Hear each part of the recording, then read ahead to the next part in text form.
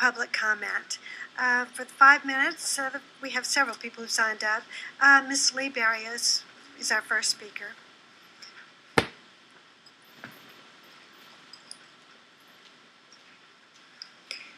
Lee Barrios, retired teacher from St. Tammany.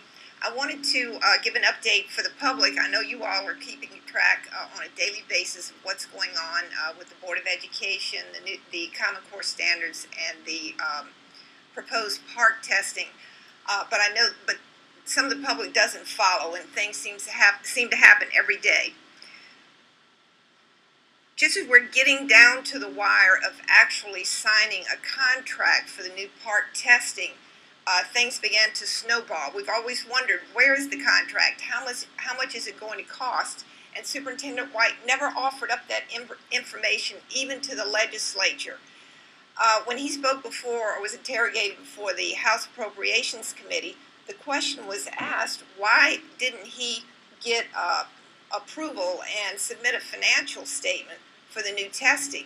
And his response that because if there's new policy, you have to do that with the legislature. His response was that, well, PARCC was not part of a new policy. It was attached to Common Core, which was approved several years ago, and therefore it was just merely a purchase order. Well, that didn't fly, and it's been downhill ever since. As you know, Governor General decided that he wanted to pull out of Common Core, and he's could see an opportunity with the PARCC contract to accomplish that. So the question now is, exactly where is this test going to come from? About the time the Governor General issued his executive orders, lo and behold, we found out that the state of New Mexico had in fact signed a contract with Pearson for the PARCC contract. And the reason we probably know about that is that their RFP, request for proposal, was so written that there was only one company who could possibly fulfill it. And so another company that wanted it sued them.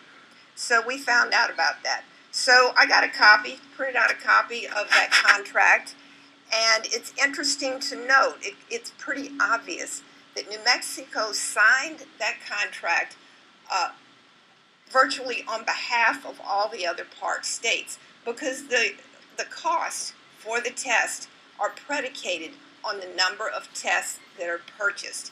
And in order to get the highest price, you have to have a minimum of 5,500,000 students or tests purchased. So it's obvious that all of the states, 12 to 15 of the PARCC states, would have to sign on to that. It also includes pages and pages of a month-by-month purchase price, a payment schedule for 4 years. So we would be locked in for 4 years with that agreement. So now we're at a position where there's legal questions and procedural questions about how Bessie first signed on to Common Core. Did they go through the proper APA process, which several legislators feel that they didn't in the first place?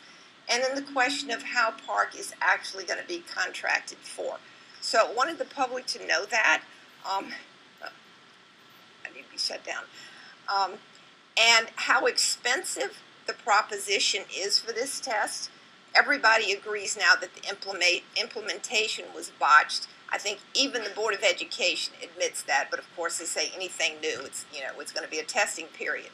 So thank you. I appreciate the fact that this board, early on when Race to the Top was offered up, that this board could see through all of the mandates that were attached to that. And I will continue to say that until high stakes, the high stakes aspect of standardized testing are removed, and not every state does use high stakes. Until that's removed, we are not going to be able to really move forward and improve our education. Thank you.